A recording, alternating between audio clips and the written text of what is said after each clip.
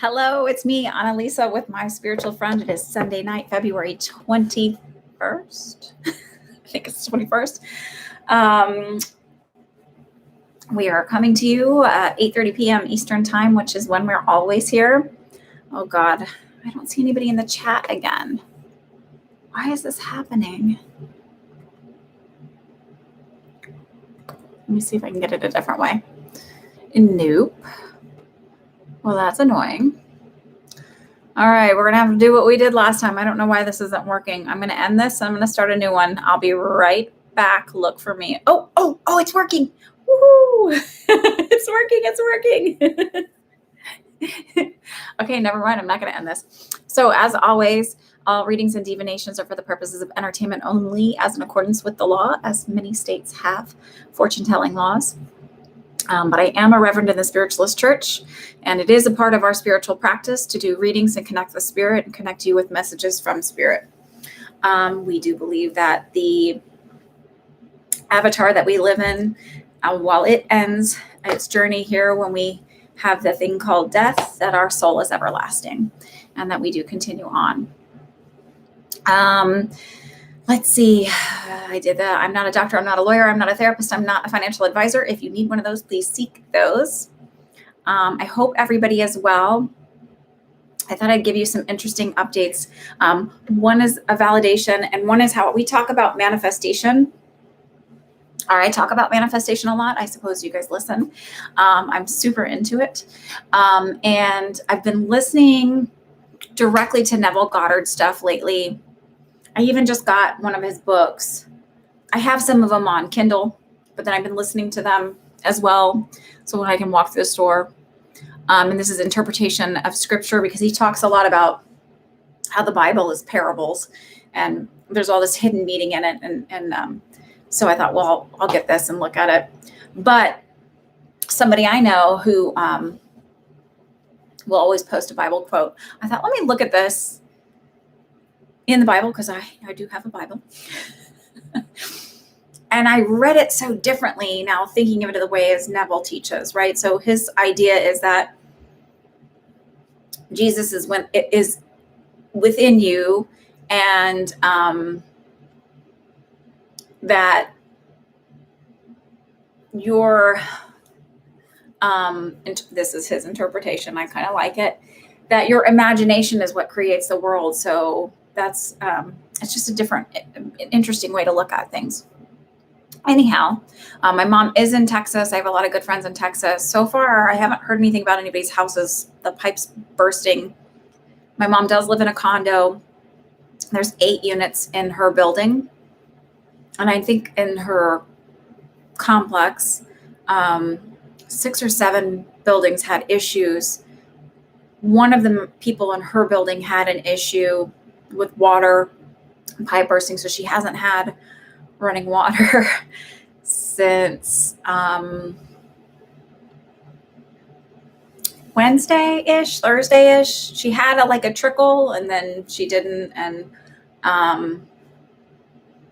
but I'd been manifesting, first of all, with her electricity went out Sunday morning, and she didn't have cell service or anything, so she had no clue what was going on, because they were told they would have rolling blackouts, and then she had no electricity at all. I think 4 a.m. I think Sunday morning or Monday morning. I didn't hear from her at all, and I got a text message from her, or I found out she didn't have power. I can't remember exactly if there was text messages going back and forth, but she was really only getting partial text messages. And then finally AT&T came back on at noon on Tuesday, and she got her power back. I was like, this is enough. So I was manifesting that she would let me know. She'd call me by Wednesday. Then I she'll get her power back Wednesday. And she called me at noon on Wednesday, and she got her power back. I went off one other time, but just for a short time, and then came back. So she said she can survive anything as long as she's worried about having enough water to flush the toilets. But hopefully I manifested that whatever the issue was, that it would be a quick fix. And it is a quick fix, at least for her to get her water back on. He still has to have work done on his unit. But anyway, she's okay. She just couldn't even get down her stairs to get to her car and warm up in her car. because the stairs were all iced over. And I don't know if you guys have seen some of the memes, like somebody used Creole seasoning to de-ice their stairs or their sidewalk, which I thought was great. But I was using manifesting the whole time, and I was like, you're going to get like, this is going to happen. So I thought it was cool. And then what else? Oh, someone I went to high school with, I knew her in high school. I just didn't know her. We had a smaller class. It was only like 250 people in our class. She's good friends with one of my good friends, who's one of my biggest supporters and amplifiers. And she had gotten a reading from me. She said a couple of full readings from me. And anyway, I saw her post on Facebook, because we are friends on Facebook, but it's like people don't always come through. And she doesn't post a lot on Facebook. That she's in love, and it actually is another woman that we went to high school with, who I did know a little bit better and hung out with a little bit more. She's just the sweetest thing. She's a very nice woman.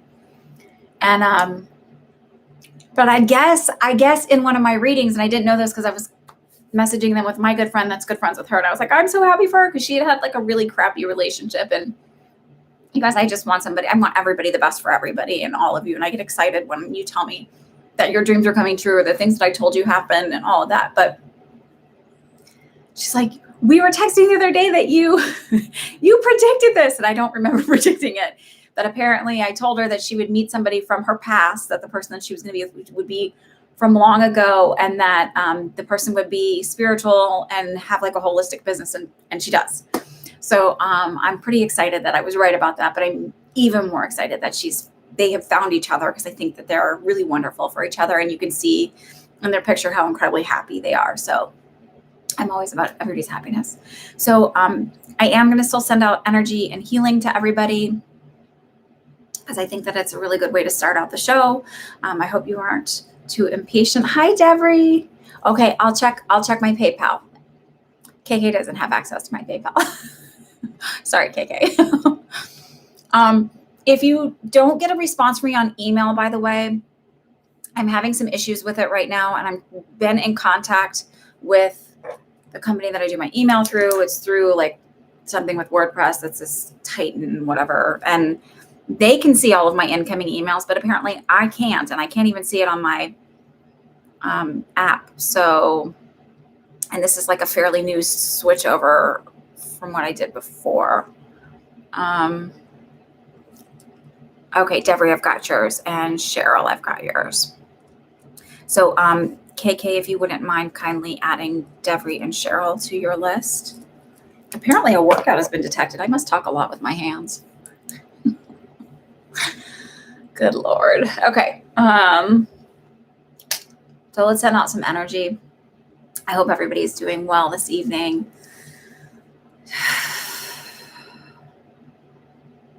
We just like the divine universe to send out energy and healing to all that are present for the live stream, and all that are watching the replay, and those that can't be here and even aren't watching. We send the intention that they receive the love and the healing, and just feel the warmth and the connection with you and their daily life, and a reminder that they are divinely connected at all times. That they can easily tap into their own intuition and their own connections. They feel the comfort and love with the universe when they are feeling at their loneliest or they're in their most despair. We thank you and love you. Amen. All right, y'all. Let's do it. Oh, well, Texas can't seem to get a break because my mom's like, I hate the fucking GOP. I don't think she said fucking. I'm saying fucking. This is a woman who she never voted. She was an independent. She's like, this is ridiculous. And it is. It's all the deregulation and all of that. Oh, my mom is not going to be paying astronomical electric bills, if you're wondering. It is kind of a screwy way that they have their electric companies set up. Whatever. I told my mom, I was like, I don't think I could ever move back to Texas, Mom.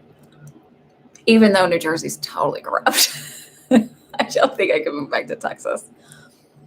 All right.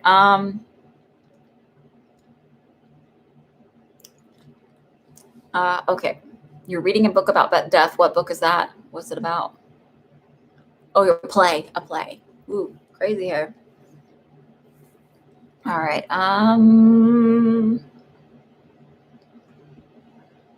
Oh, and the pipes are galvanized pipes, so they're kind of crappy anyway. Like they don't really last that long anyway. But it turns out that most of them are, it's just like the pipes going into the hot water units.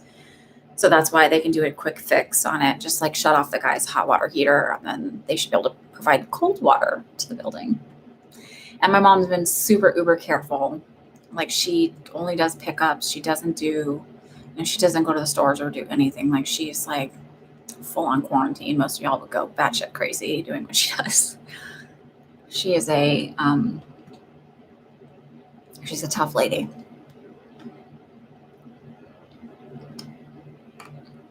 And she won't stay in a hotel because she's so freaked out about COVID. Like she's like, there's too many people, too many germs. All right, Miss Patricia.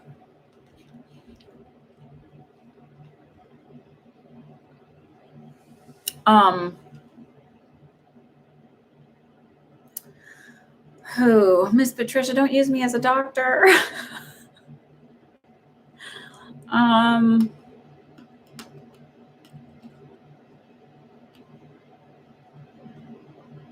Are you sure it's not throat swelling and where it's maybe there's actually some kind of nerve impingement that's making it feel swollen? That's actually my feeling, is that it's not, that there's some kind of nerve issue. So there's like the 7th cranial nerve, I think this is. I would go get that looked at, honestly. There might be a nerve impingement that's causing that, but go get that looked at, because also, even if you have that in your swallowing, you can have aspiration issues. So please go get that looked at. That's very serious. Please. And what did they say?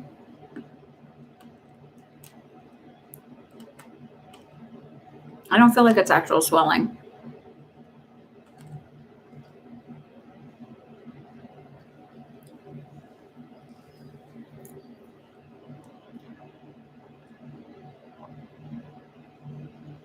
I don't think it's food allergies.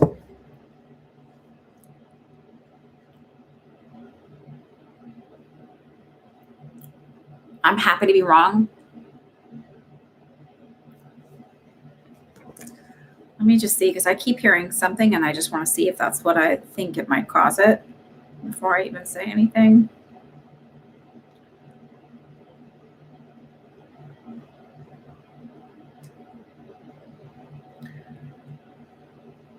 Do you have a droop or anything in your face? I don't think it's a stroke, by the way.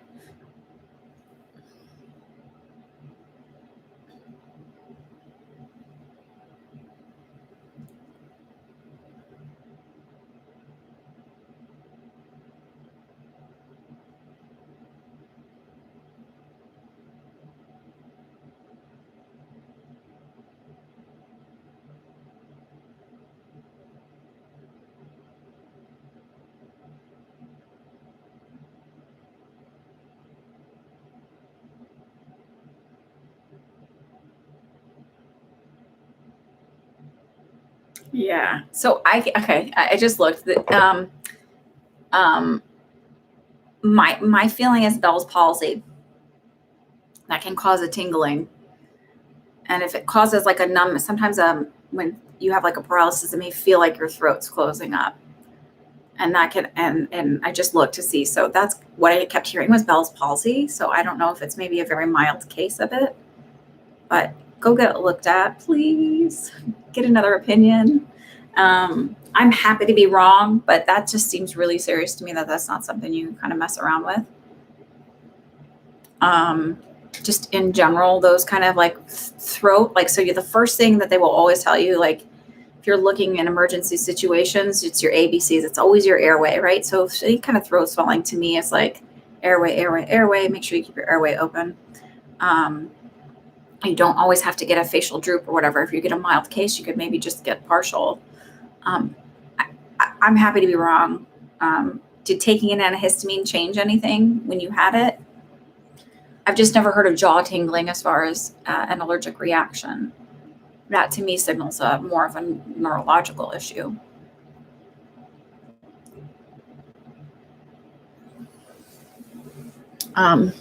And I don't know if that's whether me having a medicine background saying that or if that's a psychic response, but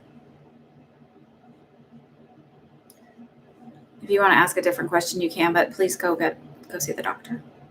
Because I am not one.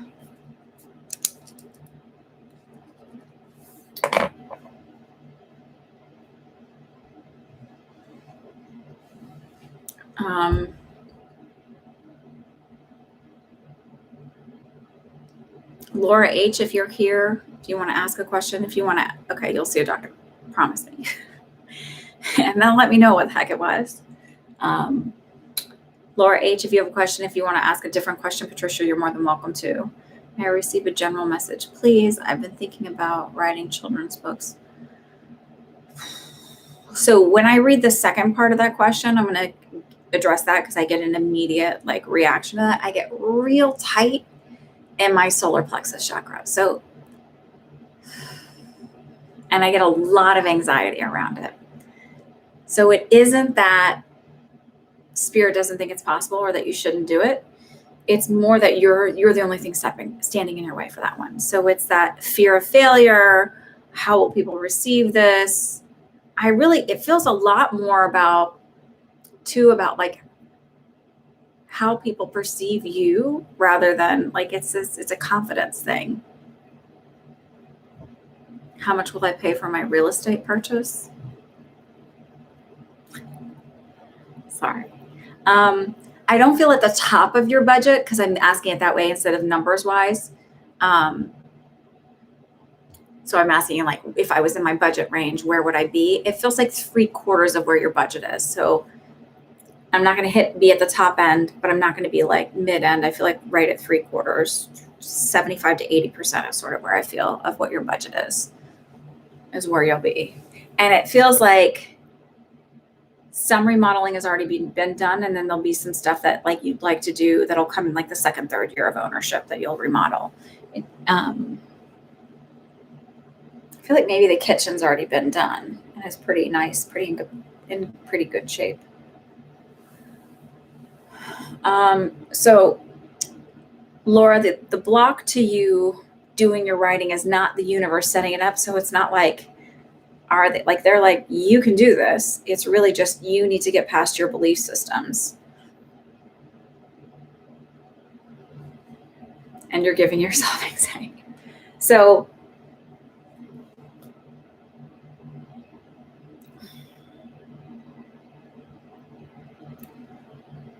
anxiety to me is the ego sort of stopping you or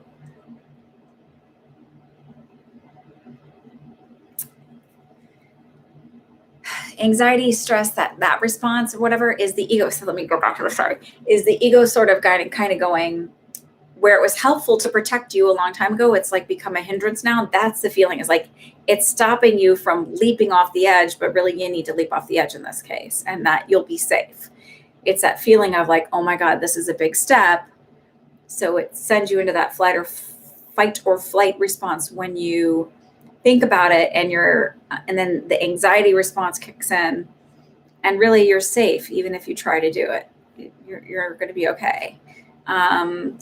You'll be successful. I hear mildly successful. I don't know if it's big, but I feel like you'll be decently successful, and it feels like it kind of moves into some other things.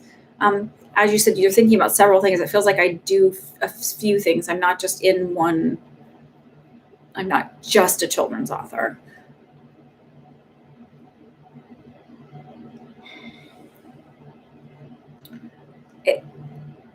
They said that you, this is kind of rolling into your general, but that you have a hard time with repetition, life becoming repetitive. So it feels like that's why I jump around and I'm not really sure. And what if I get bored? And what if I throw all my eggs in one basket? And they're that's not your personality to do that anyway. So you'll be fine no matter what.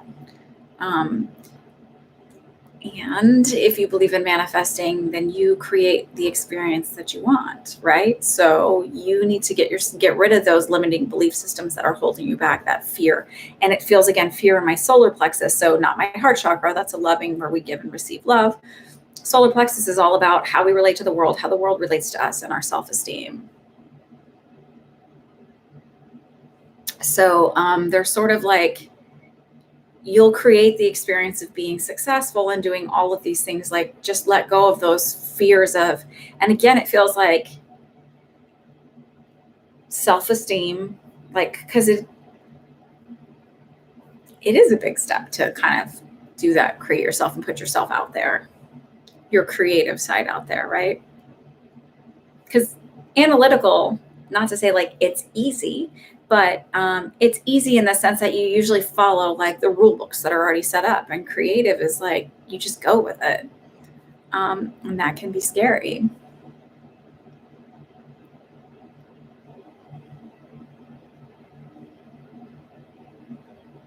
Have you been contemplating a move? Because they said 3 months, big changes for you, and it's this feeling around a move.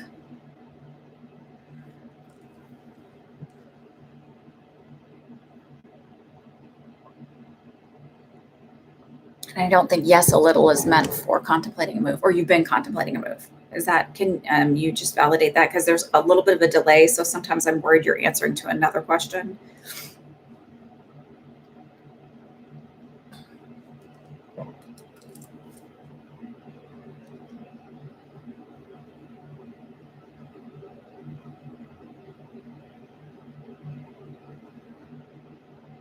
You don't have something planned. Something in 3 months is coming up, and it feels around a move. So I don't know if it's moving offices or moving homes, but it feels around a move. But remember, our dear friend KK here wasn't planning a move, and she did. So I don't know what that's about. It could also be like, no, because I was like, is it remodeling the home where you're kind of moving furniture around? But it doesn't feel like that. I'm happy to be wrong. Miss Mallory, are you here? Keep an eye out. Mallory, Allie, Rox, you guys can ask your questions. My mom and I were laughing because, I was like, galvanized pipes, that sounds like terrible because they rust easily and stuff. And then we were talking about like different, like weird things like that people used to use that are like so crazy to even think of. And I said, oh, Julia Child, I think I read this in a book. She, yeah, I did. She used an asbestos plate in her oven so that she could, because she was trying to find a way to make baguettes at home and make them like French baguettes and make them authentically. So she used asbestos plate in her oven to get that, like, to throw the water on and get that crispness on the outside with the, soft on the inside. I've never had a French baguette, like an authentic one, but apparently it's a thing. And hi, Juan. I'll check in just a second. And my mom goes, I used to have an asbestos ironing cover. And I was like, what? And I kind of sarcastically said, like, oh, what made you get rid of it? Like, because they found out that asbestos is so dangerous. And she's like, oh, it wore out. I'm sort of like this too, but like, if something wears out, like it's worn out in our family, especially my grandmother was, grew up in the Depression and grew up in and out of orphanages. So like, my mom keeps everything forever, just like my grandma did, like forever. She's like, it's still on its last leg and working. It's fine. So I'm kind of wondering, like, I forgot to ask her when she got rid of that.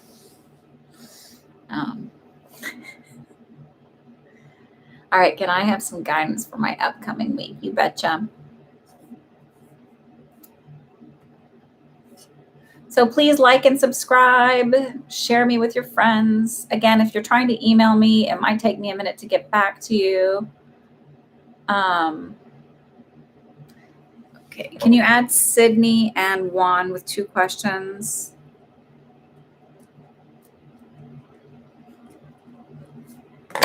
And then we'll see how we're doing. I might close it soon. It's getting to be a lot. Mallory, upcoming week.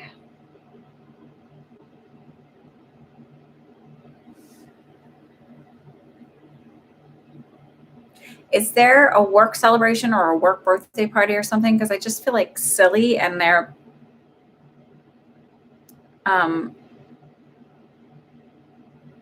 like it feels like a fun celebration, not like I don't know what it is because it's like clowns, like this feeling of clowns around you.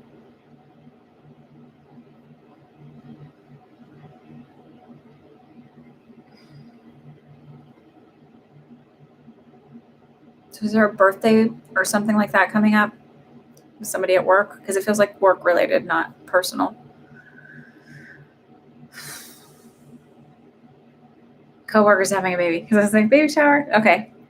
So is there going to be like a little baby shower this week at work? Either that or is the coworker close to due date? Because she may be having her baby this week.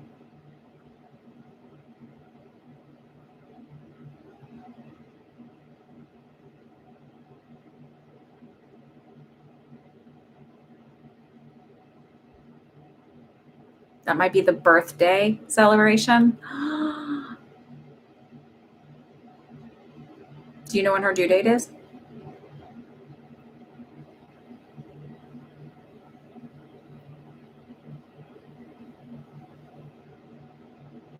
I'll check. Hey. Do you know when her due date is? She's close.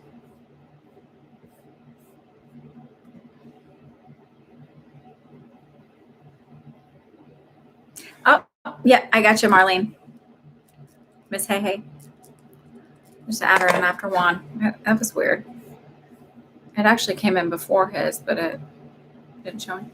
March 10th. So that's like 2 weeks early. I bet she goes this week because it's that feeling of birthday. So birthday celebration. I bet she goes this week. Let me know. And it feels like everything will be fine. She'll be okay. I just feel like you really need to be reminded that you're being watched over and that you're not alone and that you're it doesn't feel like for this week anything like like the big thing hits. It's just I just feel like that sense of loneliness and needing to be reminded that you're not alone. And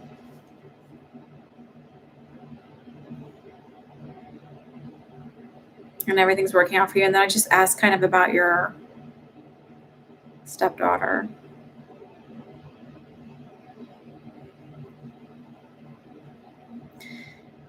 It still feels like there's like a bit of a separation there, like an awkwardness with her. And they said that it'll be okay and she's going to come back around. It feels like it takes a couple months to kind of like settle everything back and be like okay. He said she's stubborn.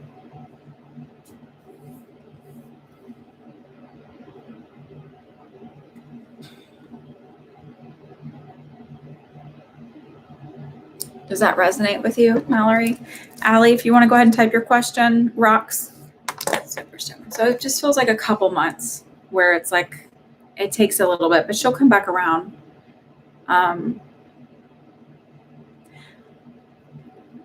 For her to fully understand like the gravity of what she did and how it felt for you, she'll have to be a little bit older, and that's just developmental.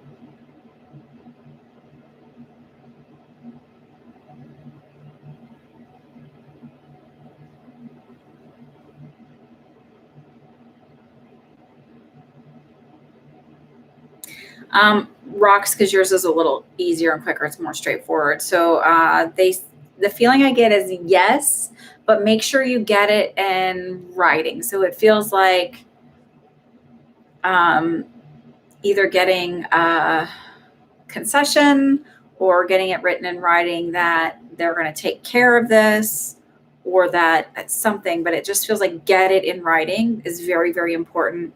So you can hold them to it. Like, don't take their word for it. Is this one of those deals where it's like when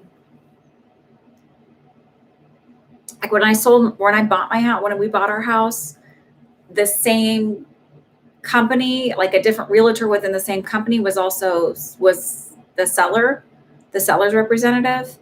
And so they couldn't do certain things that maybe they would do. It just feels like don't take somebody at their word. It feels like even if they're like, oh yeah, I know that person and they'll take care, like just get everything in writing. It feels like cross your T's and dot your I's. It feels very important to do that. But I don't feel like pull out. It just like,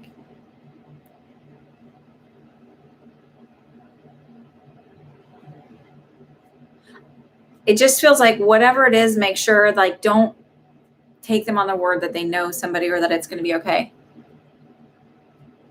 Yeah, don't take their word on it. Get it in writing. It just feels like it's really important to have it in writing because it does feel like they'll turn around and be like, it's not in writing. Get it in writing.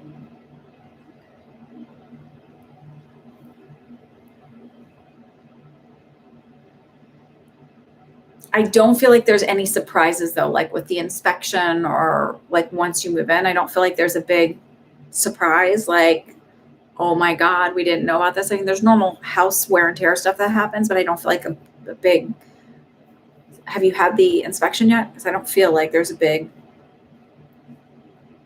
it just feels like if they say they're going to do something, just make sure it's in writing. I can see your question, Allie. Hold on. I just answered Rox. Hers is actually above yours in the order. I just answered it because it came quicker. Inspections coming out. Yeah, it feels like it's pretty straightforward as far as the inspection goes. Is there a water tank or something like that? I don't feel an oil tank. It's like something like with, it feels like and it's not, I don't know, maybe it's a boiler.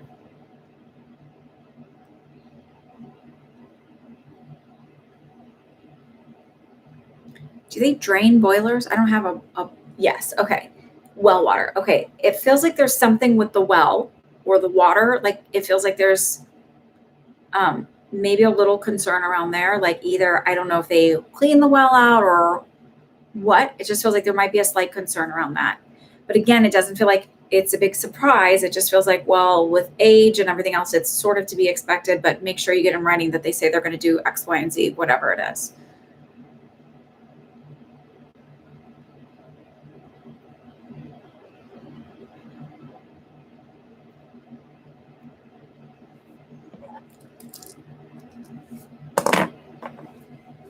You're welcome.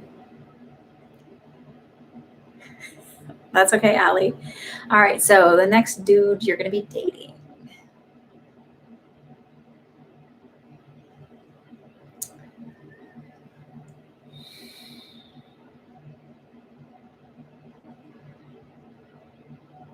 So I'm trying to make sure that I don't like get the guy I go on one date with kind of dating thing, because that's dating too, right? I'm trying to get like a little bit more serious, and that does feel like it's a little bit further out. Still this year, May, June timing. But I feel like he's kind of boring for you. Like he's safe. Not to say that you should go out with the wild dude or the player or the serial dater. Just feels like he's really nice, and that's why you sort of date him a little bit longer. But it feels like he's not. You don't share enough of the same interests. And I feel like he looks pretty young for his age. Because I keep getting like this like baby face feeling, and like, unless you're extremely young, but I feel like, excuse my yawn. Sorry. I feel like he looks pretty young for his age, and his hair is really like well kept. So I don't know. Do you preppies these days? I sound like an 80-year-old woman. You kids these days. Yeah. And now I can't think about like keep thinking about like parts and hairs. Apparently millennials don't wear side parts. Oh yeah. Sorry. Yeah. So he just feels like it'll be like you'll date him for a few months. It doesn't feel like a long term thing. I think it's a little far out for you for a long term. Like marriage feels a few years out yet. But you're young. I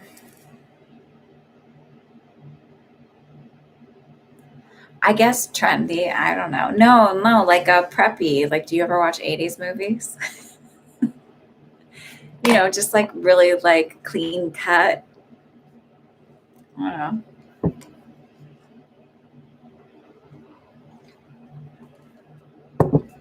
Preppy. Linda, Tanya, Starry Sky, you guys are up. He just feels a little bit more like he's not a hipster. Does that work for you? I don't see a big beard or facial hair. Anxious about the upcoming week. Any general advice in regards to job? Love.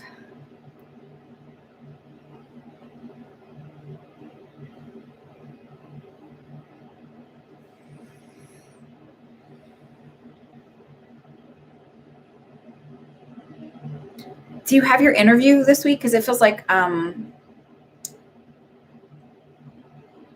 is it like a second or third interview? It just feels like I keep getting 2, 3, 2, 3, something like that. And then it feels like you have nothing to worry about is the feeling I get. Like it doesn't feel like I have a job quite yet.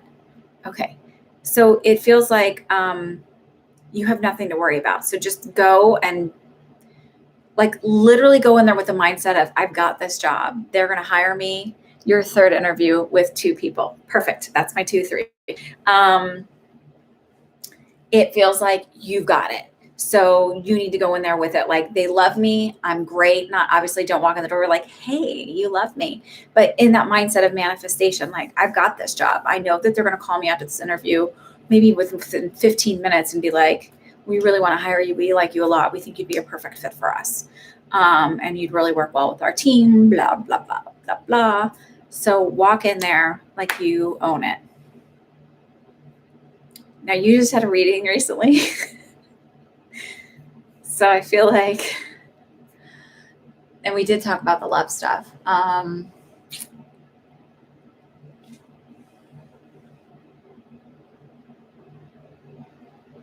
Just enjoy your time and pay attention.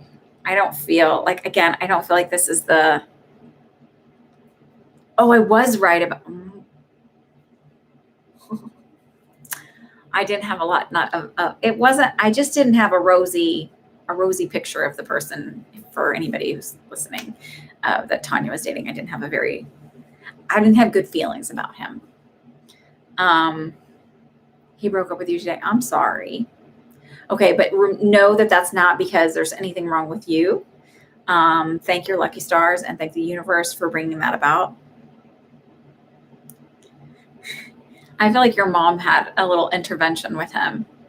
I don't think she liked him very much. Don't worry. It's a feeling of really just don't rush it. Just kind of enjoy what you're doing, and like have fun and date casually and have fun and don't rush for something to need to be something. I feel like it's a little while out before you actually meet somebody where you have a real serious relationship that lasts a while. So I'll leave that with you. Linda, did you ask a question? Linda, are you here? I'm just gonna check my PayPal quick. And then I might close it.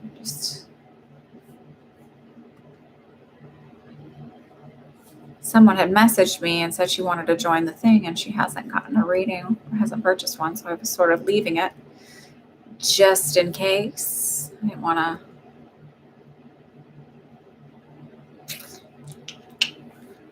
to leave anybody out who wanted to join. Here, Miss Linda. Questions above.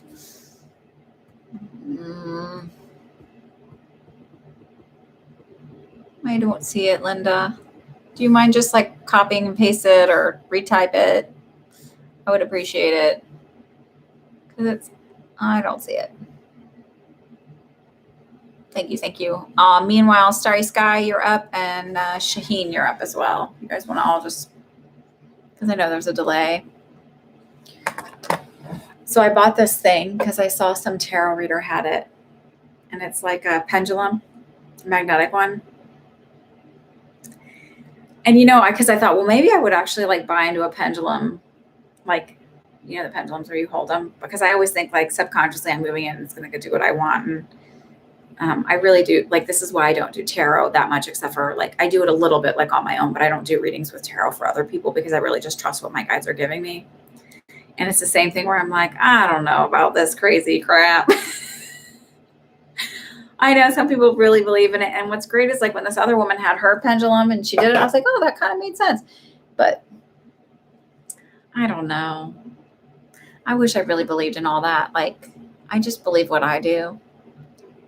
And then a lot of times I'm like, well, is there like, because I think about physics, right? And I'm like, well, is it slightly off kilter? Is this at level and even? Is this all even? And there's really no way to tell whether it's even, because they don't even have like a, hey, make sure it's lined up this way, yada, yada.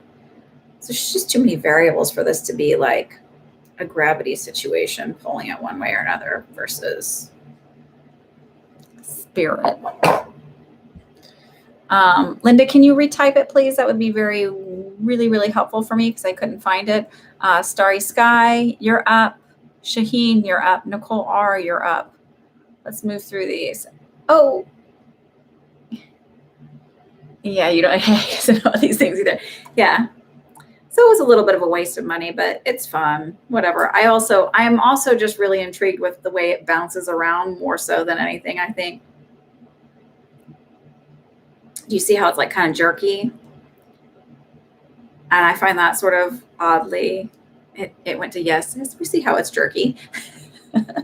I find it oddly fascinating. I'm easy. I mean, I'm not easy. You know what I mean? Hi, Zachary. Zachary, these are not free readings. These are paid readings. If you would kindly go to my PayPal and purchase the reading, I would be happy to answer your question in the order of the list. These are people who are ahead of you. I can't see it. Linda, I really can't see it. I don't know where it is. It's way up there if it is. And honestly, please just retype it. If you can see it, could you copy and paste it and move it down? Because your eyes might follow right to it. But honestly, I don't see it.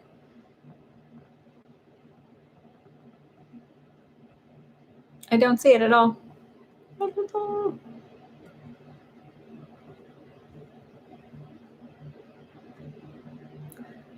You're not popping up for me. KK, do you see hers? What happened with Arjun from his perspective? Okay. I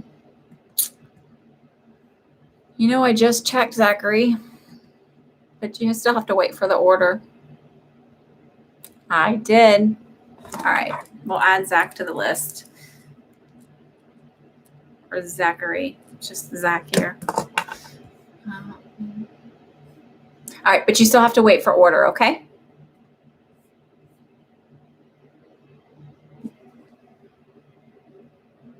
Okay. What happened to Arjun from his perspective?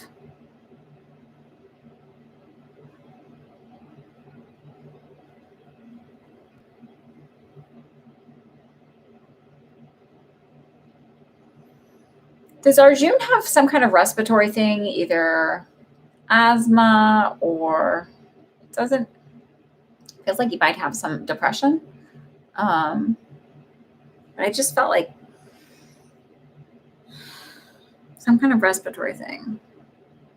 And it doesn't feel like having a panic attack feeling.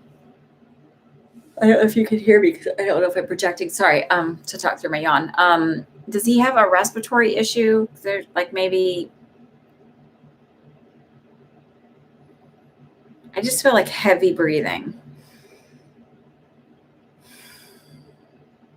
And it's weird because it also feels one-sided. So does he have a deviated septum where he can breathe better out of one side of his nose than the other? And I'm asking this for validation if you know these things so that I can feel the emotions of it and understand. I don't want to know all those details. I want to know these physical things if you know any of these, because it'll help me understand his feelings. So do you know if he suffers from depression, and do you know if he has either a deviated septum where I can breathe better out of one side of the nose versus the other, or like a asthma-y feeling? You don't know about depression? I feel like he's got depression. And I feel like he has some major self-esteem issues. So it feels like I literally heard, because I don't want to hurt you, or I don't want you to hurt. And then it's like feeling not good enough, feeling like it's not like I found somebody else or somebody's better. It's like having a lot of self-worth issues. Can you validate any of that? And like wanting to end it first, kind of thing, like before you could hurt him.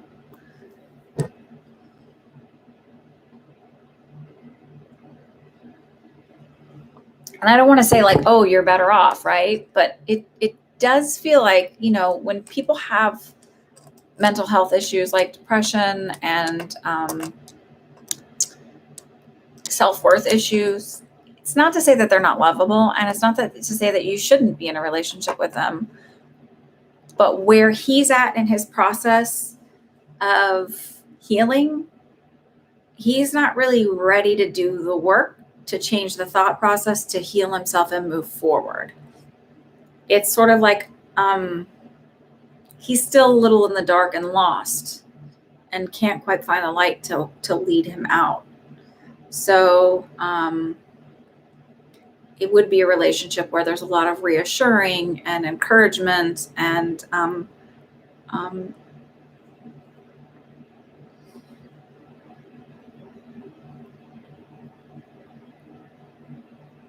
it's not to say that you can't do it, but you're asking what's his perspective. His perspective is really like, I'm going to leave her before she leaves me and can hurt me. And having a lot of like self-worth issues. And I really do feel like a low level of depression. Not crippling, not like I can't take care of myself, but just feeling down most days and not really understanding why.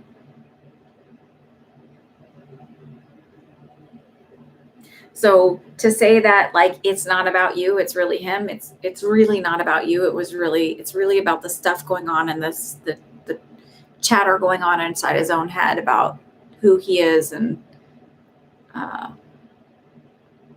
what he deserves in life, or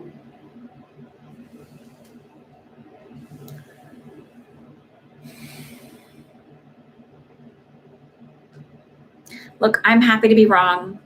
When I read for Tanya a little while ago on the relationship that just ended, I told her too, I'm happy to be wrong. I hope I'm wrong. I hope this is like, it's just what I'm feeling and I have to stick with it. So as much as maybe I can't make what I'm getting be something different. And I'm not really good at sugarcoating stuff. You can ask my friends. That's why they're friends with me, because I just tell it like it is. I don't know any other way than to be truthful or true to what I'm getting.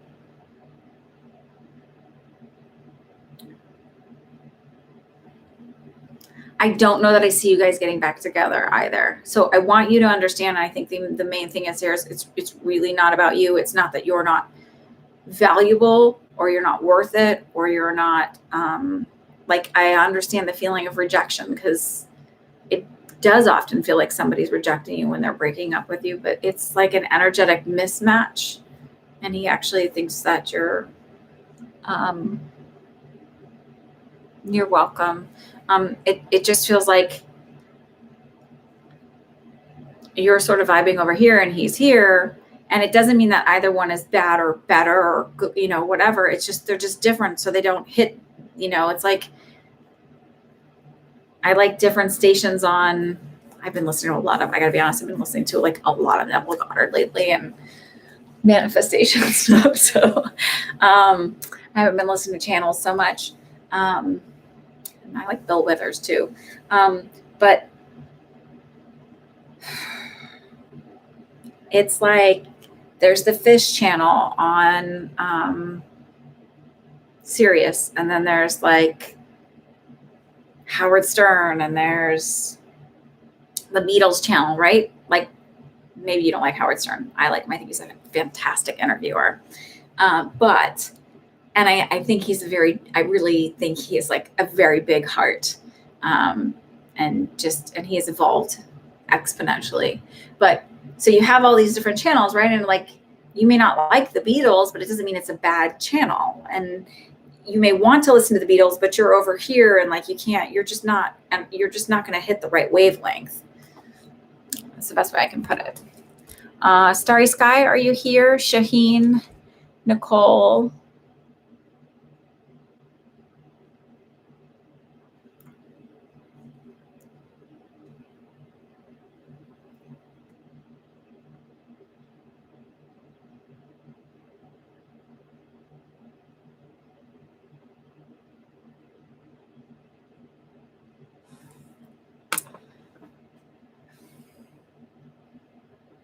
So Starry Sky, as far as your retina, it feels like this is weird, but I feel like there's some technique they're going to try where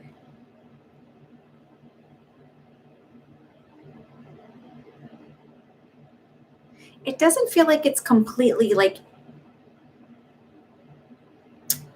you know how like tissue can fuse together, just the process of healing. It doesn't feel like it did that. It feels like it could slide apart fairly easily, which is weird. But has he talked about putting you in like a Trendelenburg position where your feet are above your eyes? Or because I know when you heal from retinal detachment, you have to be like face down, right? Or whatever for a while. And it feels like putting you in a different position just as a procedural try for something. Like it doesn't feel like trying. It feels like that before surgery. Have they mentioned anything like that?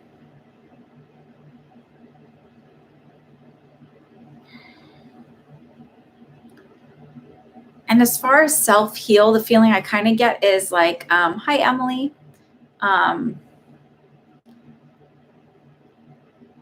not, so I get like 30% surgery. It's like a 70-30, so it's not like a 50-50. So it doesn't feel like it has to be. It does feel like the potential's there.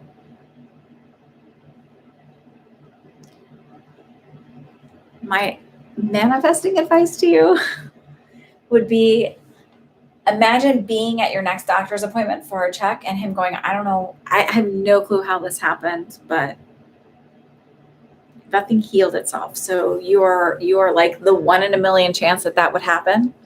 So that's what it feels like, is like, imagine yourself and just keep imagining it, and let any thoughts, like just anytime you get nervous about it, just be like, no, like I went to the doctor and the doctor looked at it and the doctor said that I was like a 1 in a million chance. Or imagine yourself coming on here and be like, oh my God, Anna, just like you said would happen. I imagined I was 1 in a million chance that it would heal all on its own, or whatever the 1 in a whatever percentage chance he said that would happen.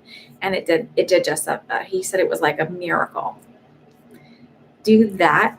That's how manifesting work. I'll do it for you too. Imagining you coming here and being like, you're right again.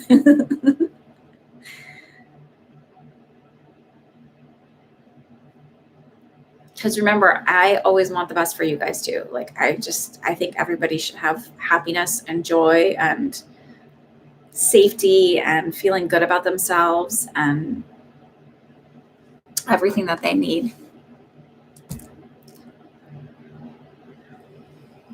You see the doctor again in 2 months. So they're not that worried about it. Because if they were super worried about it, and I always reminded my mom of this with doctor stuff, if they were super worried about it, they wouldn't say, we can wait 2 months. So that's plenty of time for you to do the manifesting, like listen to some Neville Goddard stuff. Okay, so here's what I like about the Neville Goddard stuff. I like going on YouTube and listening to like his actual lectures. They're like, I think the latest ones are from like 67 or 68. Like they're old. And really I would like, it would be so amazing if somebody would go in and clean them up and remaster them so they don't have like all the noise with them. There's something very soothing. Like it's almost like, Alfred Hitchcock voice. Like there's something about his speech pattern and also accent and the tone in his voice, that it's really relaxing. And I also sort of am like, oh my God, they were talking about this back then. Like, so it's not like some new agey guy trying to make a buck kind of thing. That's another reason I like him. But I like his, because it's a little like when he does his storytelling and his, it's different than when you listen to somebody who's basically reading the lecture, because the person who's reading the lecture is not reading it the way Neville would speak it. Anyway, I'm sort of digging his stuff right now. Like, but that's what the Joseph Ally guy teaches, but it's just different when you actually listen to his. Just my thoughts on it. Did you have another question? Oh, but if the doctor is saying 2 months, I feel like it's not urgent or emergent. And I feel like there is definitely room for it to heal on its own, because that's what he's giving you the time for, is to see if it heals on its own. So that should remind you, my little blink, that there's a huge possibility for that to happen, right? And I always think manifesting happens a lot easier if you, in your logical 3D mind, recognize that it is a possibility. So it allows you room to believe the conversation that can happen and stuff like that. I don't know if you say your name Hummies or Humies, but hello. Yeah, KK, you can ask your question. Wait, Starry Sky, did you have a second question? Because you paid for 2. And then I've got Shaheen's up there. Of course, you can ask your question. And Nicole's, let me see. Nicole's, do my guides have any special guidance for me to find something I'm passionate about? Nicole, passion. And Shaheen, general. And should we start looking for a new job or stick it out?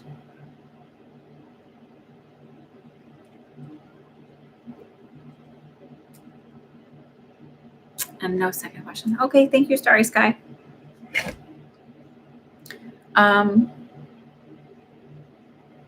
Okay, Nicole. I'll do Nicole, Shaheen, and then I'll do KK. Sound good, KK? And I think, where'd my rock go? Y'all, where'd my rock go? There it is. Okay.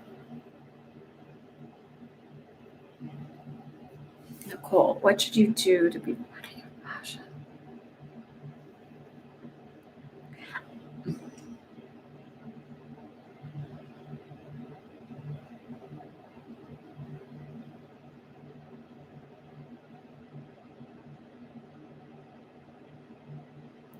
I mean, this probably sounds really stupid and woo-woo, but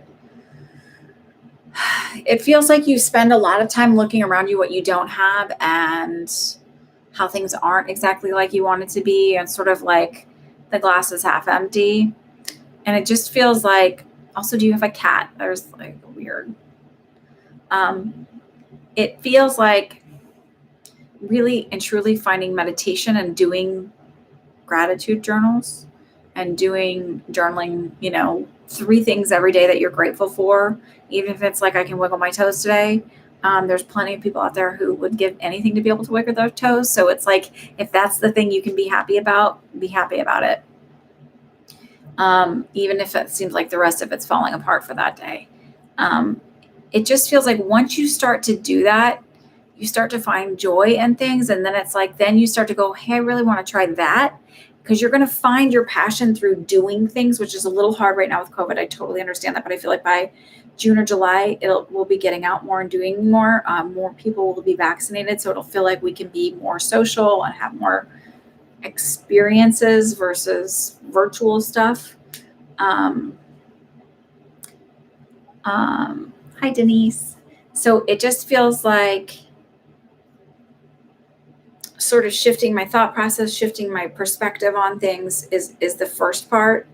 And then through doing that, I start to, because it feels like I feel flat on like, oh, what do I want to do? How do I what do I like? What hobbies do I have? Or am I interested in trying anything new? And it feels like a very flat energy. And a lot of that feels like because I'm so unhappy about what I actually see around me.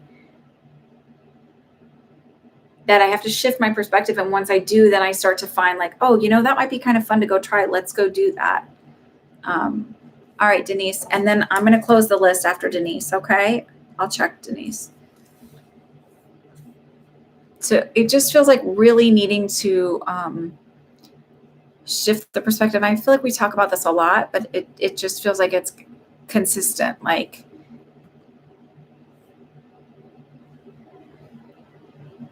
being compassionate to yourself. But I just think if you're looking for a passion, right? And it is, I do think that being kind and forgiving and gentle with yourself is really important. So that's not to negate that. But if you're looking for a passion, right, this feels like something outside of yourself, something that kind of is it just feels like, to me, everything with you feels like perspective and shifting my perspective and having gratitude for the things around me, because I feel just like nothing's working out for me. It just feels like kind of a sadness. And I wouldn't call it depression, because it feels like I need to like have a different perspective on my life. Look, I think, and this is not to be like, but when you don't have kids and you don't have like, you are so focused on yourself,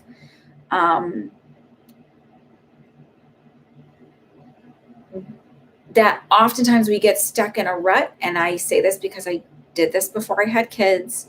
You get stuck in a rut about all the things you don't have in life. And you have a lot of time to focus on all the things that you don't have. So it feels just like, shift the perspective, start intentionally looking for the things that you do have. You've got a job. There's a lot of people without a job. You have a roof over your head. You have food. Not to say that feeling lonely isn't, like, I'm not trying to dismiss that, but if we can move ourselves into a place where we recognize the gifts that we have and the things that we have, and you become consciously aware of your thoughts all the time. That's part of the reason why I do a lot of this manifesting journaling and constantly, and like I've talked about this with other people, looking at my mental diet. What am I bringing in? Is it positive? Is it uplifting? So I'll watch, I limit the amount of stuff I watch that's not a documentary, or that's not listening to like the live streams or to the YouTube stuff of manifesting and doing my mental diet, or just like focusing on being with my kids and doing those things, or resting or whatever, because I don't want anybody else's negativity about the world and about the way things happen to affect my feelings and affect my day and my mood and the way I feel about the world. So I feel like there's like, I do pay attention to politics. It's not like I don't, but I've stopped listening to the tarot readers and all of their constant political readings, because it wasn't helping my mental state. It was just, so it just feels like, you asked, what can you do to find your passion? They're showing me that these are the steps you need to take in order to get to the place where you can find the thing that you're passionate about. But you have to start from like where it doesn't make sense at all, of finding gratitude first. Don't feel bummed. This world really is about, and experiencing this human thing is about the journey. It's not about constant destinations and goals. And even when they talk about manifesting, they're not like just, if you listen to anybody, it's not like just manifest one thing. They're like, pay attention to your thoughts and recognize all the things that you're manifesting. So if you say, things never work out for me, or I can't find my passion, or I can't do this, then you can't, and you won't. I read the manifesting boards oftentimes because I'm like, oh, well, their issue and their block is right there in their paragraph, like where they're saying, I can manifest anything, but, or except, and it's like, well, you think that, so then that's the way it is. Hi, Elf Pet. I don't know what a crypto is. So really pay attention to your mental diets and what's around you. And like a big part of mental diet is purposely taking the time to like focus your thoughts. That's what meditation is. It's like being present in the moment. Okay, Shaheen, general.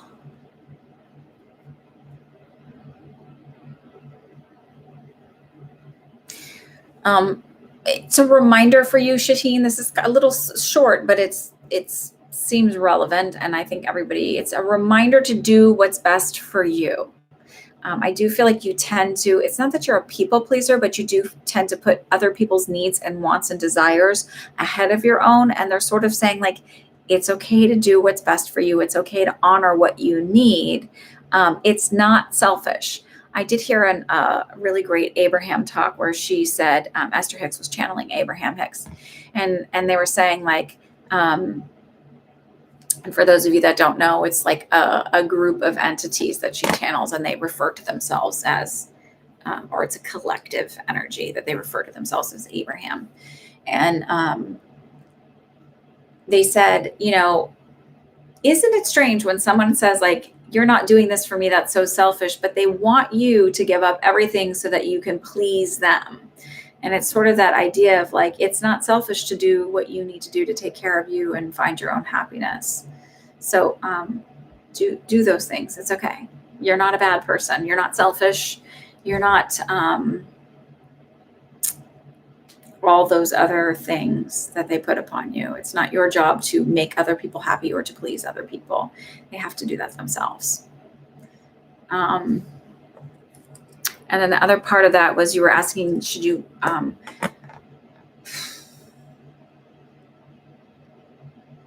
I feel like, because I said new, should she look for a new job or stick to this one? I feel like in 6 weeks is when you start to look for a new job. I don't feel like it's quite yet. Yes, it is a form of gaslighting. Absolutely.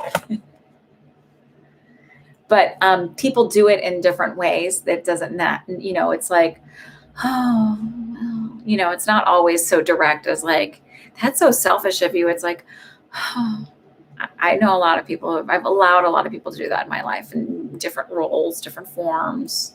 And it took a lot for me to just, nope, no, I can't. Sorry. Not sorry.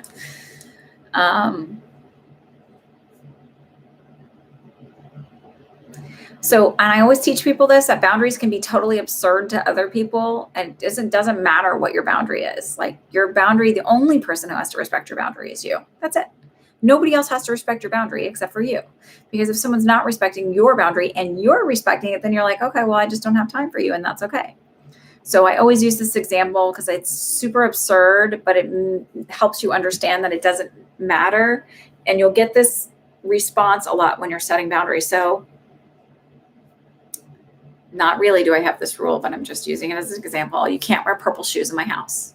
You can wear blue, you can wear yellow, you can wear whatever you want, but you cannot wear purple shoes in this house.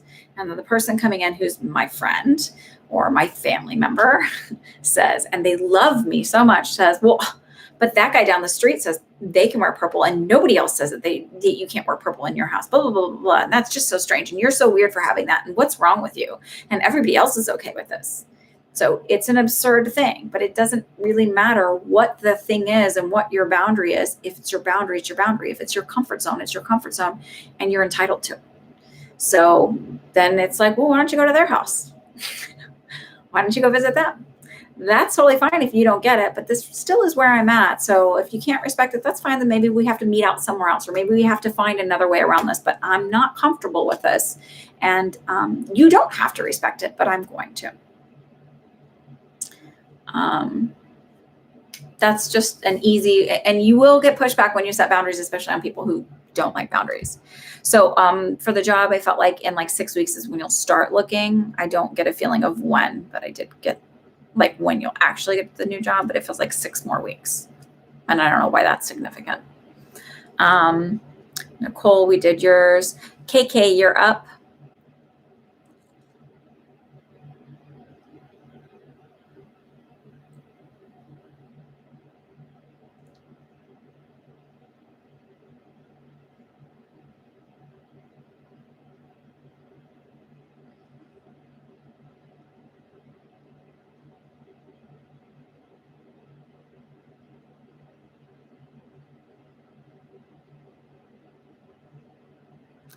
Oh, I don't, but I feel like it's symbolic. So you ask about your dream. I don't feel like you actually cut yourself on the wrist. I feel like it's symbolic. Um,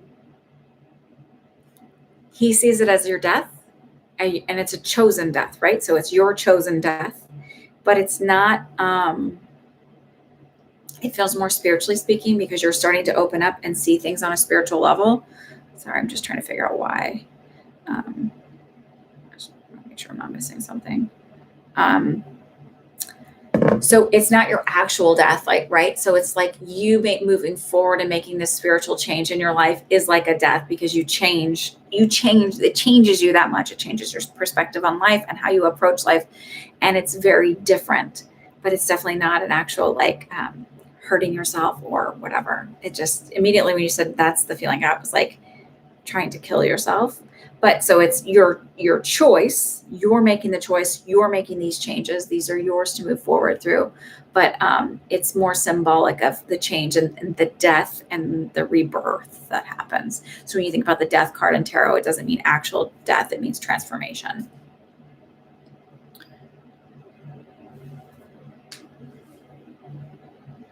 Does that resonate with you? No, don't be scared.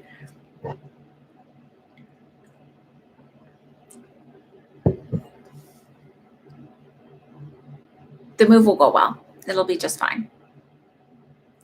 Tiffany T, EF, Devry, you guys are up. Hello, Emily, by the way, you said hello earlier. I saw you. Let's get through these. I don't want to be on here 2 hours. I want to roll through these.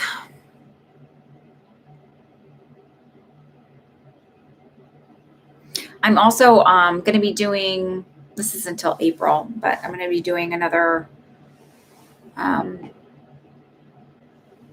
seance through the holistic study, or this is through Spiritualist Church of New York City. If you go to their website, and then I might be getting to join my mentor, which I'm really excited about because I love him a lot, doing message circles with Holistic Studies Institute. So they're doing them on Zoom now because they used to do them, in person, and then COVID. Woo-hoo. T is Tiffany. Okay. Do you see any insight of me joining a graduate chapter? So I do feel like you will. And I kept seeing like maroon and green. Is there one that's maroon and green or has maroon?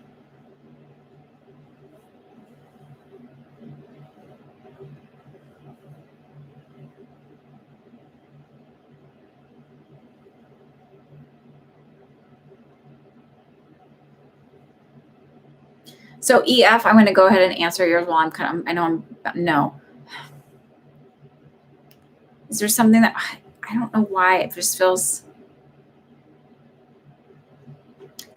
So I think AKA is like a melony color, right? Or like a pinkishy kind of color, and right?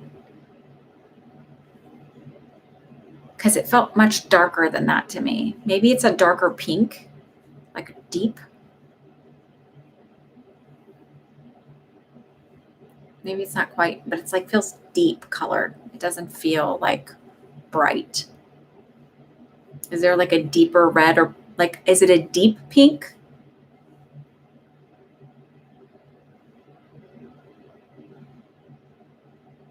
Because I see it as being like a really deep, almost reddish pink. That's why I got maroony kind of color. It feels darker versus being lighter.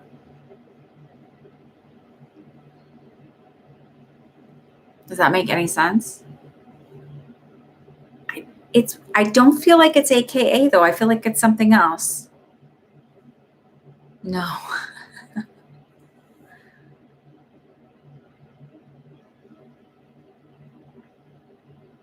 Is there a Sigma one?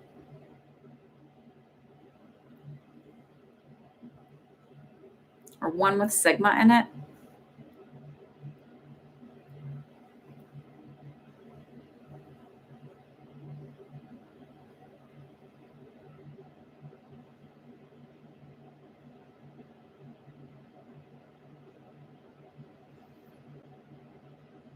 Nope, not deep blue. This is definitely on the red spectrum.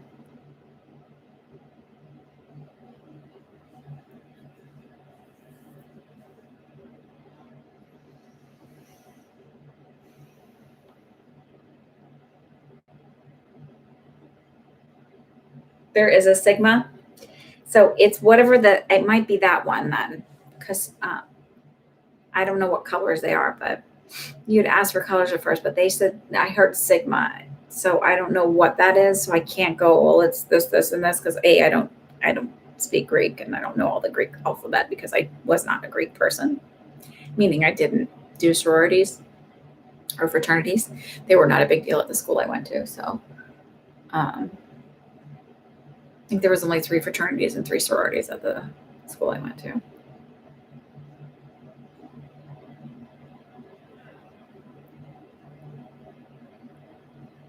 But it just, I don't know why I'm not leaning towards AKA. It just doesn't feel like, I know that that's a very popular one, but I'm not leaning that way.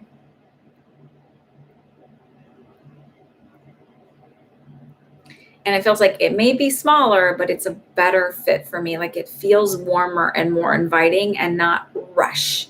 Like I know they have rush week, but I just don't feel like rush to do everything, to be this, to do that. Like it just feels like more of a sisterly community. And I know I get it, like sororities are like sisterly communities, but it just, feels something more personal and a closer connection with it. It feels smaller and more intimate. Not like intimate, you know what I mean? Emily EF wants a general reading. Sorry, I'm not getting more of a specific.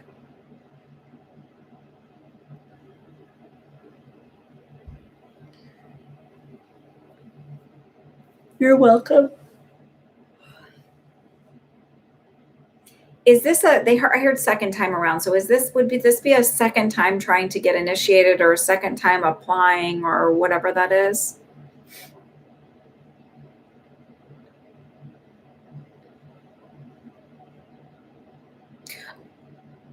And then I'm just going to bounce to Emily real quick.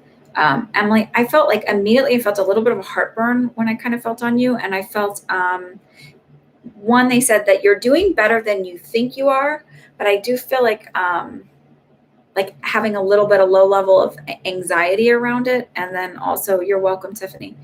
And then, wait, is this your second time? Like rushing or applying or whatever? Because they said second time around. I don't know what that means. But I did feel like needing to watch how you're eating, like maybe I haven't been eating as well, or my and it's sort of, it feels like stress eating, and they're sort of like, make sure you're watching that, but because you're doing better than you think you are.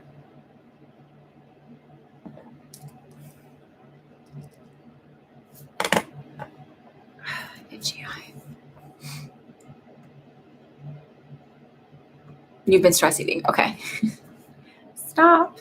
Because they're sort of saying like, just really remember that you're doing much better than you think you are. It would help you get through this. You also need to watch your belief system and like be really mindful of your thoughts and your thought processes, and maybe even do this thing where you're on your downtime journaling and doing some like positive journaling. Start looking at manifesting and watch how your mind changes everything. Listen to the Neville Goddard things. Do some of that in your downtime, because it will help you kind of shift and look at how your thought processes work and how you kind of are approaching your day-to-day life. And I feel like it'll shift some of that belief system of like feeling like a fish out of water, or feeling like it's not that you're not good enough. I don't know, like feeling not qualified or whatever it is, or feeling not received well, or Devry, you're up. Cheryl and Sydney. There's a feeling that I am always one mistake away from losing everything. So stop that, because that's literally you will manifest that in one way or another. You will manifest that. So stop it. So you're doing better than you think you are. So you need to change that, exactly what they're saying. And then honest to God, I'm telling you, listening to Neville, I'm like, oh, that's interesting. I manifested that. Or like, oh yeah, that was my thought process. Or that was definitely a belief system that I held that wasn't working for me. And you start to feel like you live in your own little world, and that's okay to live in your own little bubble, because it's better than going down the like massive rabbit hole of everything's falling apart. But you will create that in one way or another if you constantly think it's all going to fall apart. Either you won't, you'll do it in many different ways. It'll show itself. Just a general reading, Miss Devery. Okay.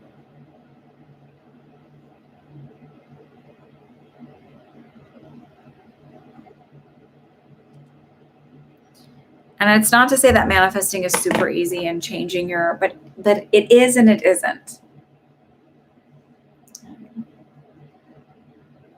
I think that listening to Neville and like his explanation of like different Bible things, verses and chapters, is interesting to me, because it's sort of the way that I've always felt like I'm like, this doesn't make sense. I'd like to look at the Bible from a different perspective rather than like hellfire and damnation and guilt. And it's really interesting, and it actually sort of like resonates with me more than anything has ever resonated with me. Devery, I feel like you need some sleep. Like you just haven't been like getting restful, good sleep.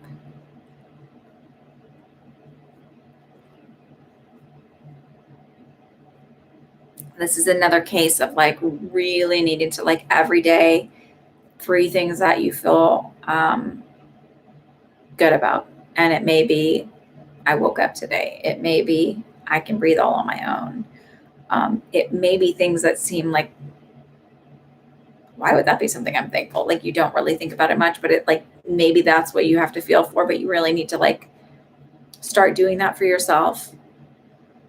Know that it's okay to feel the way you feel down, and kind of like you're just going through the motions, that we all kind of go through those points in life. And sometimes the universe throws us into a holding pattern for everything to fall together. Like we just get in a space where we're like, is anything ever going to happen? Is this ever going to happen?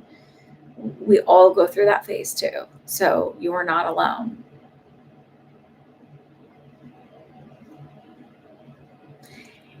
It's hard if you say it's hard.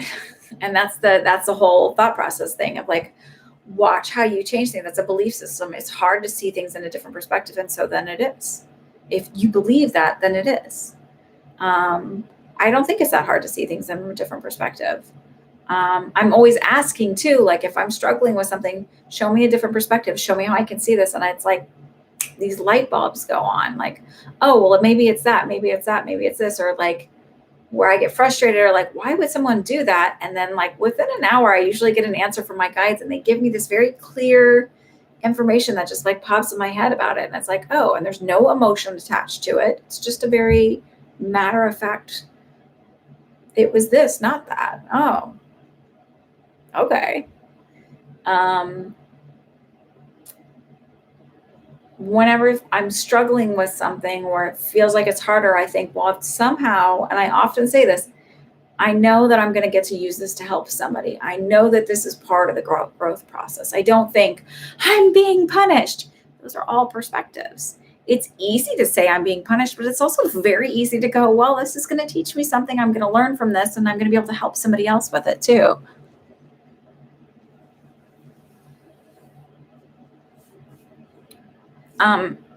Denise should be after Zachary. She's the last one on there.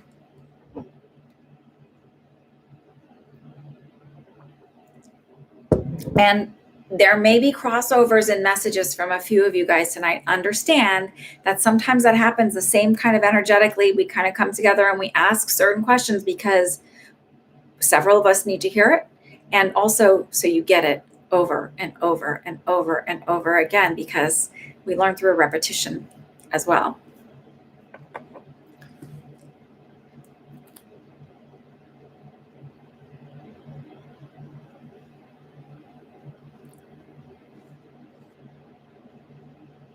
Hang on, I just want to make sure. Cheryl, do you have a question?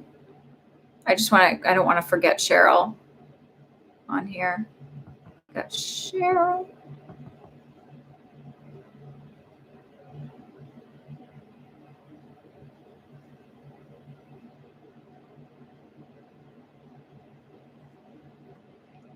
Oh, there you are, Chatterbox. Okay. How do you see my finances for the next 6 months? Okay, cool. So Allie, do the same thing. Listen to the Neville Goddard stuff, because it's really like, I like Neville Goddard. I also like Florence Scovel Shinn. I guess I've always really liked old people. My first job ever when I was 16 was in a nursing home. And I loved listening to their stories about their life and their experiences and what they learned, and who they fell in love with. And I also love my grandmas dearly. And I don't know. I just think, I think I was always waiting for people to impart wisdom on me. I mean, not my parents. Just kidding. I mean, sort of. So I think maybe that's why I'm also attracted. Maybe, who knows, maybe I have several lifetimes in those times. But all right. So Chatterbox finances, and then Sydney wants to know about manifesting the SP and what they think they should be doing. Okay, so Chatterbox.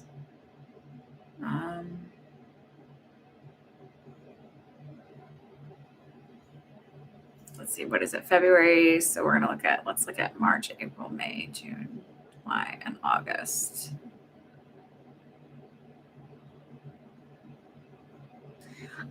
I feel like falling short in June. So, but otherwise okay. And I don't know why June feels a little tight. So it may be that, like, and I don't feel like tight. My electricity bill is going to be cut off or something like that. But I do feel like falling short a little bit. So I make my rent and everything else, but maybe I have to like push off part of my energy bill or my electric bill, where I pay part of it and not all of it, or part of my water bill. It feels like paying part of something, whereas normally I might pay this in full. I'm paying it in part. And so I'm partially short of my budget, but I don't feel like devastatingly short, or I have to get a second job. It just feels like I'm partially short. And then July and August feel better. May feels tight, but I make it.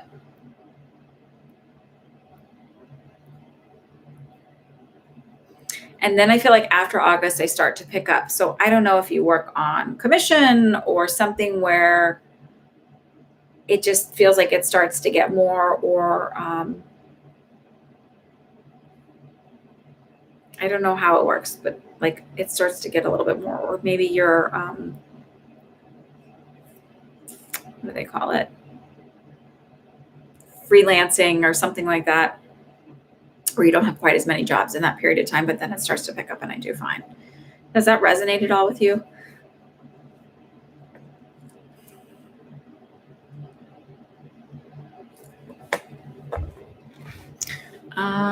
Sydney, I studied Goddard's teachings and I'm manifesting a specific person back again. You're having messages from my guides.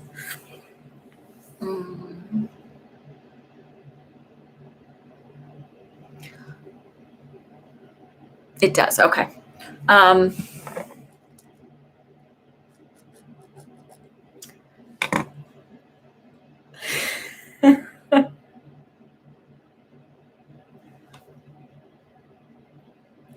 I feel like you'll manifest it back, this person again, but I feel like it's becoming like a hamster wheel cycle, where it's just the same thing over and over and over again. And not because you're not good enough for them, but because you don't, it's too easy to slip back into the same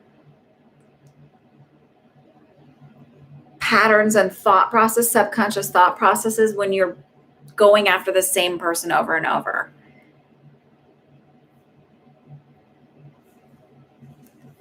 And it just feels like there's something about 2 months, and then October seems significant, but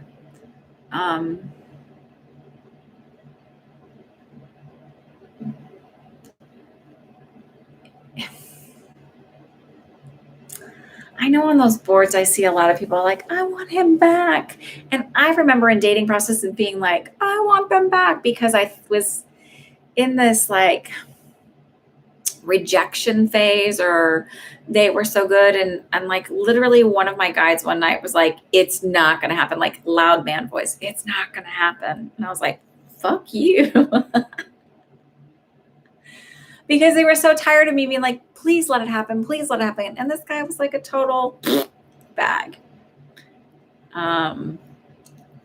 This total piece of crap. And I totally deserved better. I wish I had discovered a lot of this mental diet stuff and like changing our thought processes and working on ourselves. Because you can do so much better. So they're sort of saying like, you're thinking small, you're thinking little, and they're sort of like, if you want that, but you could do so much better. So I do feel like you'll manifest him back one more time. And then I think the feeling I get is he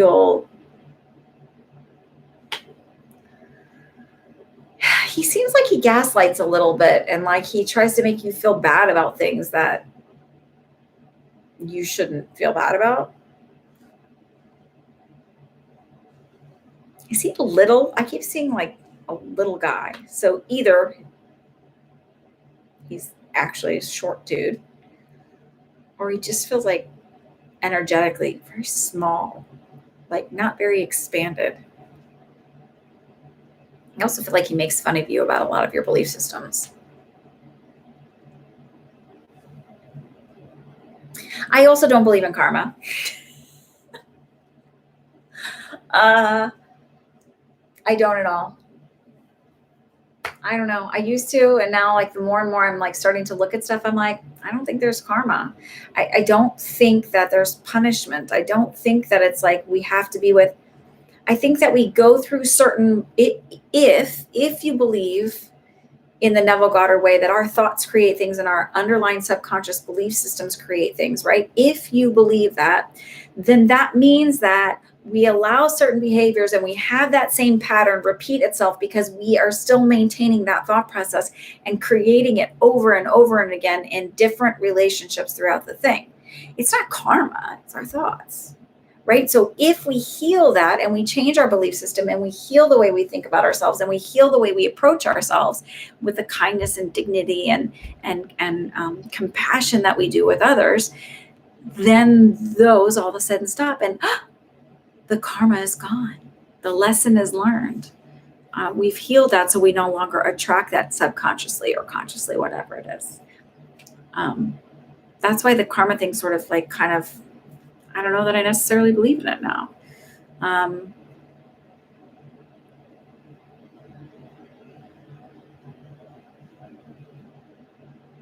Yeah, I mean, it could be, I guess if it's a blockage or whatever, if that's the way you see it, then yeah, that's you and I are talking about the same exact thing. I just try not to call it that because I think at least, and I know people watch me from all over the world, but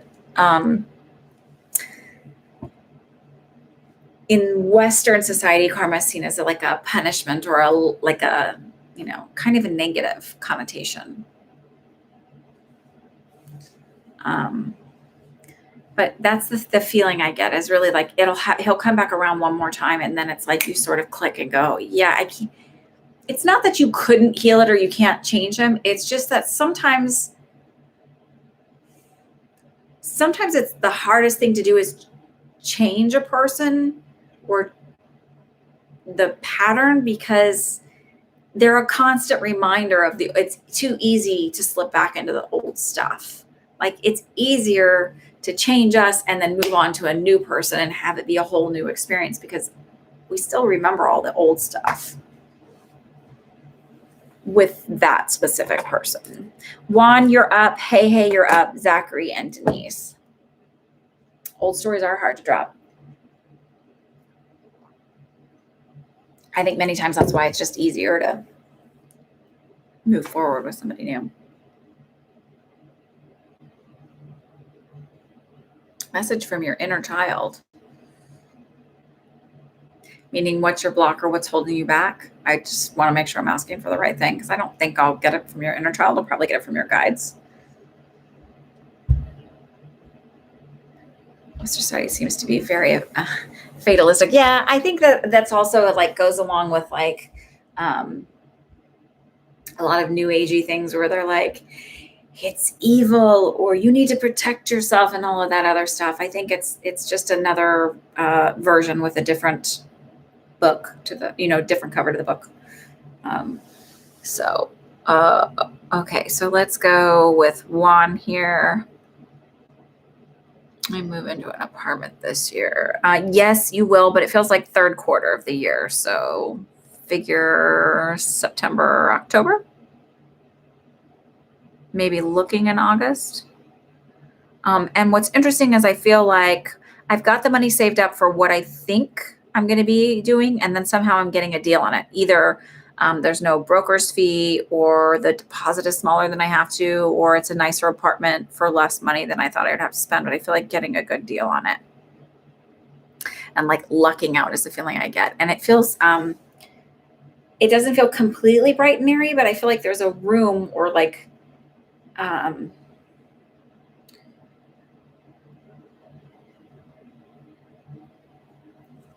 don't want to say like a solarium because it's an apartment, but it just feels like there's a room with like a big window. There's a section that feels like it's really bright and the rest might be a little bit less naturally lit.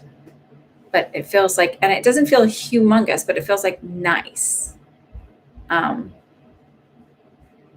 Like better than I thought I would get. And then the other part is the blocks.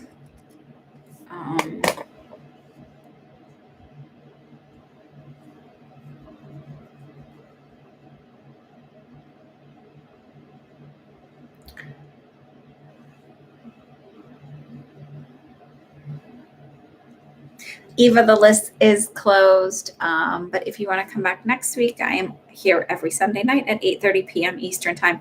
I might shift to doing earlier in the day on Sunday soon because I'm finding that I'm really way too tired for my Monday morning workouts. I'm finding I'm really, really tired for them. And I think I need more sleep.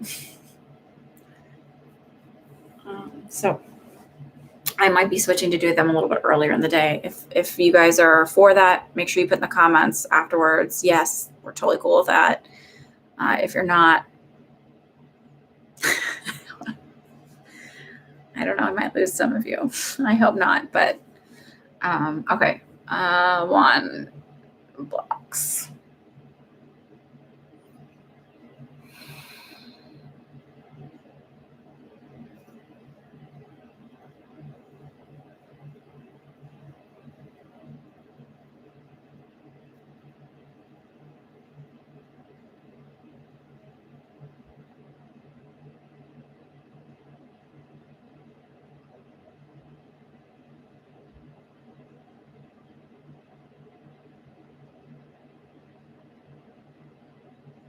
So I was like, what are his blocks? And they're like, well, he doesn't really have any, but it's more like limiting in possibility, right? So this idea that money only comes in certain ways, the limiting possibilities of how we earn money and how money comes in, and that it's hard to earn money. And I also feel around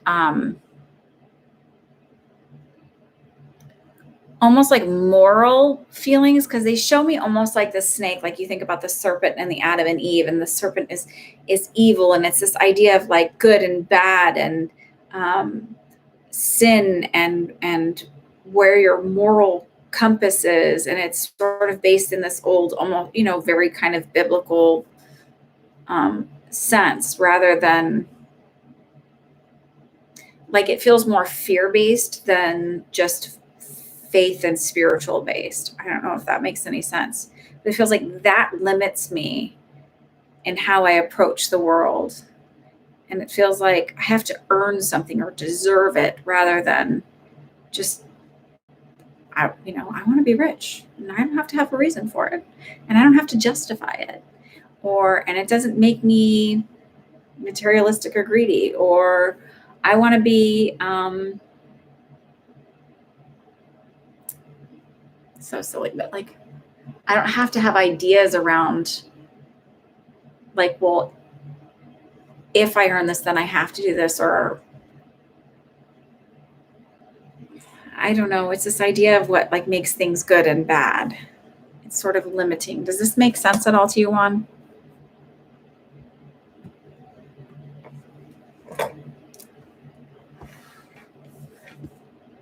Oh, KK, you're good with earlier times? Good, because you're actually the most important.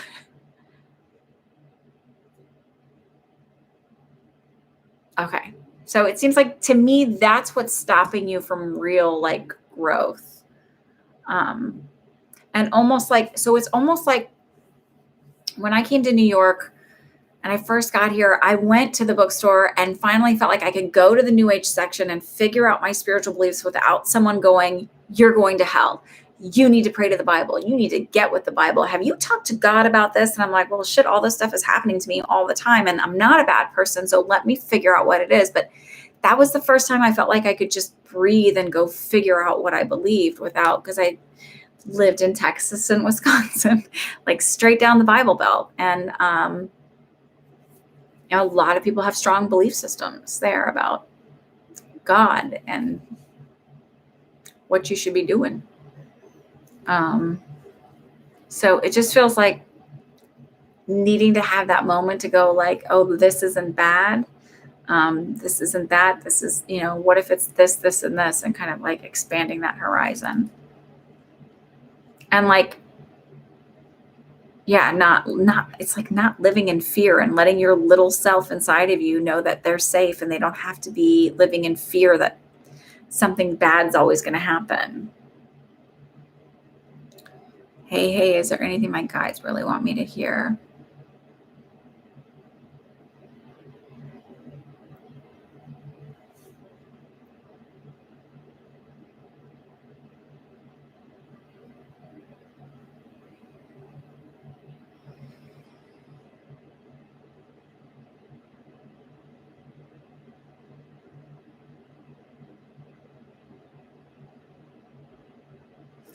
I keep hearing like to be well, to know that you're okay, to not be. So it's sort of this like fatalistic outlook, like, oh, everything's going to fall apart, everything. And they're like, sort of like, just take it all in stride. You're okay. Everything is good. Even if you're working on manifesting and you're working on like, well, why isn't it working out? Or why is everything falling apart? It's like, it's just falling apart to fall together. Like you sort of just like go with the flow is really important.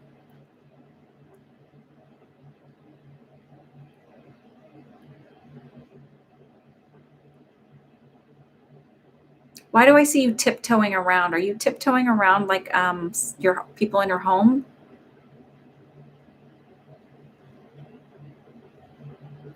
Zachary, yes, I feel like you will get the promotion. And Thursday is popping out as a day for me that you might find out. And thank you for hanging out for so long for that.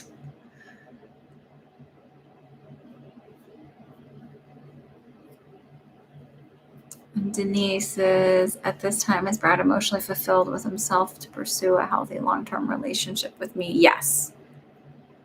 I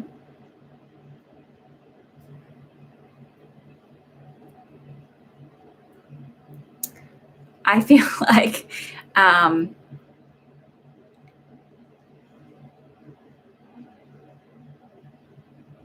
he does lean, Brad does lean towards being a little bit of more of like ho hum energy, like, but he's able to be in a relationship with you.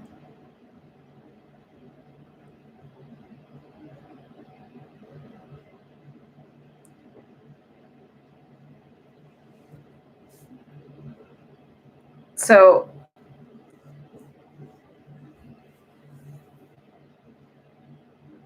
hey, with that, then just take the anxiety and like I tell people like, oh, he certainly does. Okay.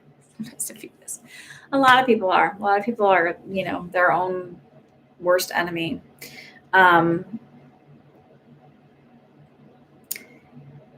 Hey, take that anxiety and go down the rabbit hole. What's the worst thing that could happen? Is that probably gonna happen? No. And like pick, like I tell people a lot, like take the worst thing that could happen, go with that, and then logically go, is that probably gonna happen? Probably not. So okay, it's the best thing that can happen. Is that probably gonna happen? Hopefully. But even if it doesn't, I'm still okay. I'm still good. Um, Anxiety just needs to be told a different story. And I know that's very easy to say from somebody who doesn't typically suffer from it, but I've had bouts of anxiety. It's often when I'm not drinking enough water, when I'm not eating well, and when I'm not getting enough sleep. Those are my huge, especially sleep. So when I start to feel like I'm having anxiety, or if I drink too much coffee, but if I start to feel like I'm having too much, if I'm having too much anxiety and I'm not getting enough sleep, I literally look at my whole family and go, I have to go to bed. And often my anxiety starts to come up where it's like actually physically manifests, where like my arm will feel like it's got a sunburn, and it'll just be one arm. And I clearly am not out in the sun a lot.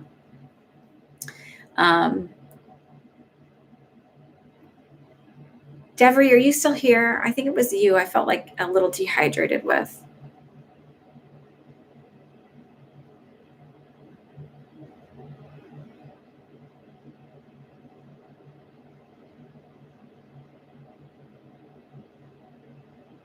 Yeah.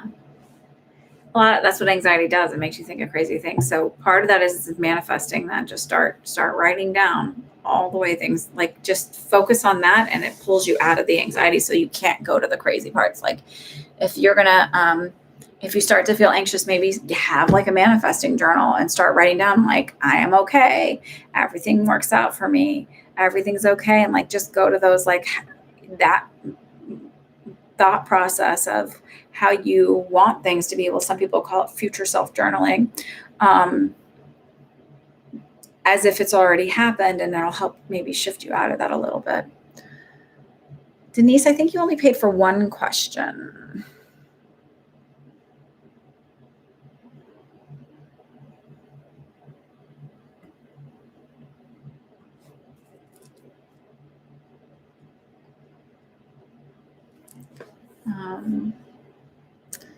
And it's late, and I know I need sleep. Oh, Denise, you paid for two. Pardon me. Lo siento. Lo siento. You did. I'm not calling you out. I just saw it wrong, so apologizing. My fault. I'm not questioning your integrity at all. Promise. I promise I'm not questioning your integrity. It was an honest mistake. It happens, especially when I'm going back and forth. So I apologize.